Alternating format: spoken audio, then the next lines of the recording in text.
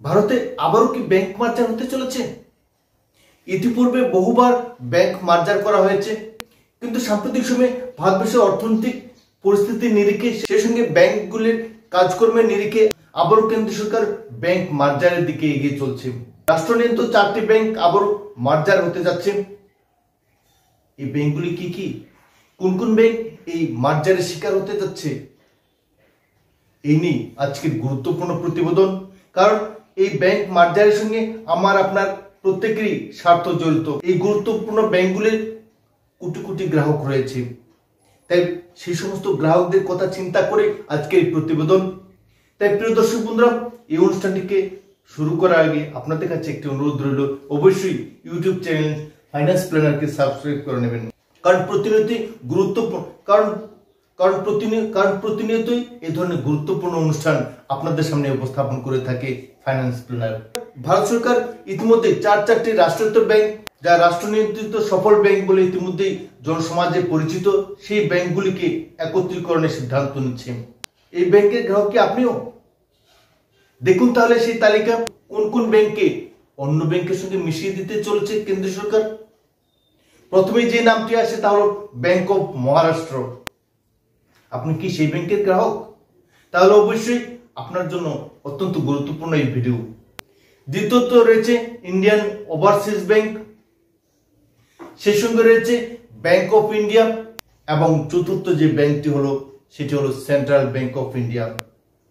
প্রিয় দর্শক, এই 4টি গুরুত্বপূর্ণ ব্যাংক সমগ্র ভারতবর্ষে গ্রাহকদের পরিষেবা দিয়ে আসছে।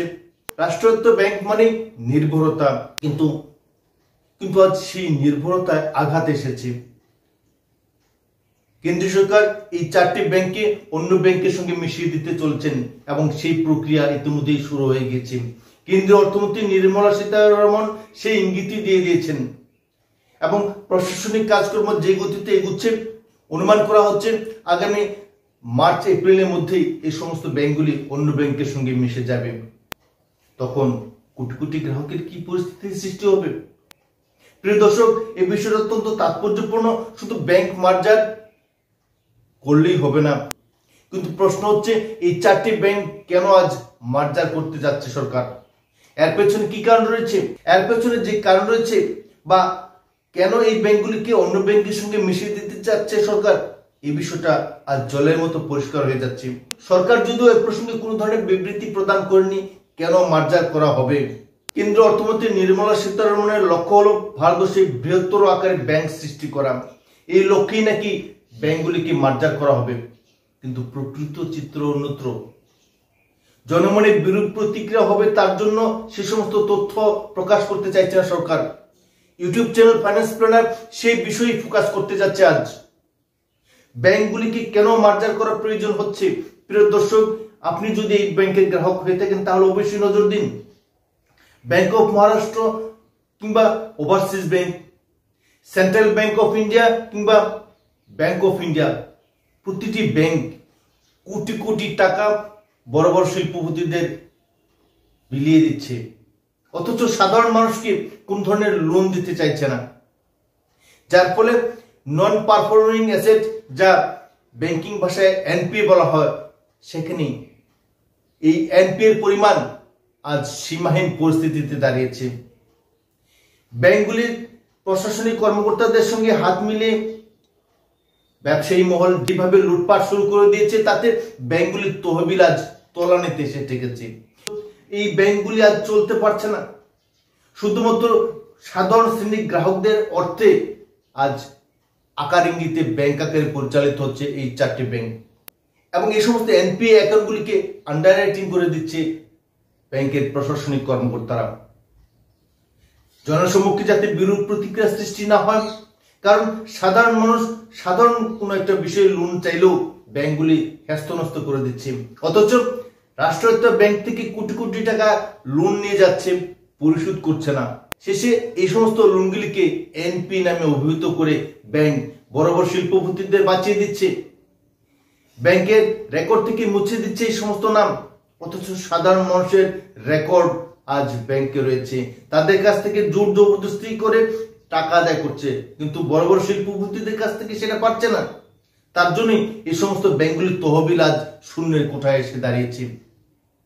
সরকার এই ব্যাংকগুলির কর্মীদের বাঁচাতেই আজ তৎপর। এই ব্যাংকগুলির সম্পর্কে, রাষ্ট্রায়ত্ত ব্যাংকের এই দুর্বলতা সম্পর্কে সরকার কেন তদন্ত কমিশন করছে না? প্রিয় দর্শক, প্রিয় গ্রাহক, আপনিও এই বিষয়ে সজাগ হন, সতর্ক হন। আপনিও আদালতে মামলা করতে পারেন। কেন, কারা এই করাপশনের সঙ্গে যুক্ত, সেদিকে সরকার কোনো ধরনের দৃষ্টি দিতে চাইছে না, বরং ব্যাংকের গ্রাহকদের দৃষ্টি ঘোরাতে এবং সমগ্র ভারতবর্ষের মানুষের দৃষ্টি ঘোরাতেই এই সমস্ত ব্যাংকগুলিকে মার্জারের নামে তাদের অপকর্মকে ঢাকতে চাইছে সরকার। এটাই লক্ষ্য। এবং যারা কোটি কোটি টাকা ঋণ নিয়েছে তাদের বাঁচাতে সরকার ব্যাংকগুলিকে মার্জার করে দিয়েছে। অর্থাৎ এই ব্যাংক যদি অস্তিত্ব হারায় তাহলে স্বাভাবিকভাবেই যারা লোন নিয়েছে তাদের আর লোন পরিশোধ করার কোনো প্রয়োজন নেই। তার জন্যই ব্যাংক মার্জারের সিদ্ধান্ত নেয় সরকার। এই চারটি ব্যাংকের কাছ থেকে কোটি কোটি টাকা যারা লোন নিয়েছে তাদের আজ পালাতে সুযোগ করে দিচ্ছে সরকার। তার জন্যই আজ ব্যাংক মার্জারের পথে হাঁটছে সরকার। তার চেয়েও গুরুত্বপূর্ণ বিষয় হলো এই ব্যাংক মার্জার সরকারের পক্ষে বিরাট একটি লাভজনক বিষয়। প্রিয় দর্শক বন্ধুরা, এই বিষয়টার দিকে আপনারা অবশ্যই ভালো করে ফোকাস করবেন যে ব্যাংক মার্জার হলে সরকারের কি লাভ হয়। ব্যাংক মার্জার মানে সরকারের বিরাট সুবিধা, বিরাট লাভ। কারণ কর্মী সংকোচন হচ্ছে। চারটি ব্যাংক যদি অন্য ব্যাংকের সঙ্গে মিশে যায় তাহলে এই চারটি ব্যাংকের কর্মচারী সম্পূর্ণভাবে বিলীন হয়ে গেল এবং তারা যেদিন থেকে অবসর নেবে সেদিন থেকে সেই শূন্যস্থানে নতুন করে আর লোক নিয়োগ করতে হবে না। কারণ চারটি ব্যাংকে প্রতিনিয়ত লোক নিয়োগ হয়, সেই লোক নিয়োগ বন্ধ হয়ে যাবে। তার চেয়েও বড় কথা হলো দাবিহীন সম্পত্তি। এই দাবিহীন সম্পত্তির সংখ্যা ক্রমশই বাড়বে। প্রতিটি ব্যাংকে এই দাবিহীন সম্পত্তি প্রচুর পরিমাণে রয়েছে এবং সেই সমস্ত সম্পদগুলি রিজার্ভ ব্যাংকের হাতে চলে যাবে এবং রিজার্ভ ব্যাংকের কাছ থেকে সরকার এই সমস্ত টাকা এনে রাষ্ট্রায়ত্ত কাজে ব্যবহার করবে। তাই স্বাভাবিকভাবে বলা যায় যে সাধারণ মানুষের সামনে কঠিন সমস্যার সৃষ্টি হবে। কি কি সমস্যা হবে গ্রাহকদের কাছে? সরকার দেশের স্বার্থের কথা চিন্তা করে ব্যাংক মার্জারের কথা বললেও গ্রাহকদের কথা কি চিন্তা করছে? ব্যাংক মার্জারের ফলে গ্রাহকদের কি কি সমস্যা হয়, আমার আপনার কি কি সমস্যা হবে, যারা এই চারটি ব্যাংকের গ্রাহক তাদের কতখানি সমস্যা হবে এবং সেই সমস্ত সমস্যাগুলিকে ব্যাংকগুলি কি সঠিক দিশায় সমাধান করবে? এবং ইতিপূর্বে যতবার ব্যাংক মার্জার হয়েছে ঠিক ততবারই কোটি কোটি গ্রাহক বহু সমস্যার মুখোমুখি এবং তাদের অর্থনৈতিক ক্ষতির মুখোমুখি হতে হচ্ছে। ব্যাংক মার্জার হলে প্রিয় দর্শক যে বিষয়টা প্রথমে আসে তা হলো ব্যাংক অ্যাকাউন্ট নিয়ে। আপনি এই চারটি ব্যাংক অন্য ব্যাংকের সঙ্গে মিশিয়ে দিতে পারে, বিশেষত Punjab national bank, state bank of India কিংবা বরোদা ব্যাংক। এই ব্যাংকগুলি বর্তমানে সবচেয়ে শক্তিশালী ব্যাংক। তাই ওই সমস্ত ব্যাংকগুলির সঙ্গে যখন আপনাকে মিশিয়ে দেওয়া হবে সঙ্গে সঙ্গে কি আপনাকে ব্যাংক অফ মহারাষ্ট্র থেকে স্টেট ব্যাংকের ব্যাংক অ্যাকাউন্ট দিয়ে দেবে? নিশ্চয়ই দেবে না। গ্রাহকদের ব্যাপক সমস্যার মুখোমুখি হতে হবে। ব্যাংক অফ মহারাষ্ট্রের নামে যে সমস্ত চেক রয়েছে সেগুলি কি হবে? প্রতিটি চেকের জন্য সরকার, প্রতিটি চেকের জন্য ব্যাংক প্রচুর টাকা, প্রতিটি চেক বইয়ের জন্য যে অর্থ নিয়েছে সে অর্থ কি ফিরে দেবে? দেবে না। ব্যাংক অফ মহারাষ্ট্রের চেক কি স্টেট ব্যাংক অফ ইন্ডিয়া চলবে? চলবে না। এক্ষেত্রে আপনাকে বহু সমস্যার মুখোমুখি হতে হবে, সময় নষ্ট হবে, অযথা আপনার টেনশন সৃষ্টি হবে। এর জন্য কে দায়ী থাকবে? আপনি যদি সেন্ট্রাল ব্যাংকের কাছ থেকে লোন নিয়ে থাকেন তাহলে এই লোনগুলি ট্রান্সফার হওয়ার সঙ্গে সঙ্গে অতি সহজেই কি আপনি এই লোনের কিস্তি পরিশোধ করা কিংবা অন্যান্য প্রশাসনিক কাজ সমাধান করতে পারবেন? যে সমস্ত সেলফ হেল্পগুলি রয়েছে এই ব্যাংকগুলির আন্ডারে, সেই সমস্ত সেলফ হেল্প প্রতিষ্ঠানগুলি কি হবে? জবাব কে দেবে? আপনার কাছে নিশ্চয়ই এটিএম কার্ড রয়েছে, ইন্ডিয়ান ওভারসিজ ব্যাংকের এটিএম। তার জন্য আপনাকে বছরে 150, 200, 250 বিভিন্ন ব্যাংকের বিভিন্ন নিয়ম। এই এটিএম কার্ডে কি হবে? ব্যাংক মার্জার হলে গ্রাহকদের ব্যাপক সমস্যার মুখোমুখি হয় এবং দীর্ঘ 1 বছর ধরে এই সমস্যা চলতেই থাকে। এই সমস্যা সমাধান করার জন্য কিন্তু সঠিক কোনো দিক নির্দেশনা থাকে না, তার জন্য কোনো আলাদা দপ্তর থাকে না।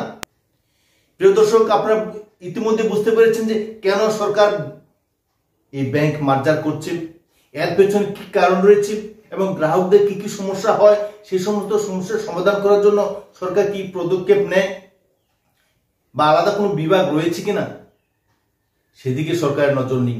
তাই নিশ্চিতভাবে বুঝতে পারছেন যে ব্যাংক মার্জারের আসল রহস্যটা কি। এই বিষয়ে আপনার কি মতামত অবশ্যই লিখে জানাবেন ইউটিউব চ্যানেল ফাইন্যান্স প্ল্যানারে। ধন্যবাদ সকলকে আজকের এই প্রতিবেদনটুকু দেখার জন্য।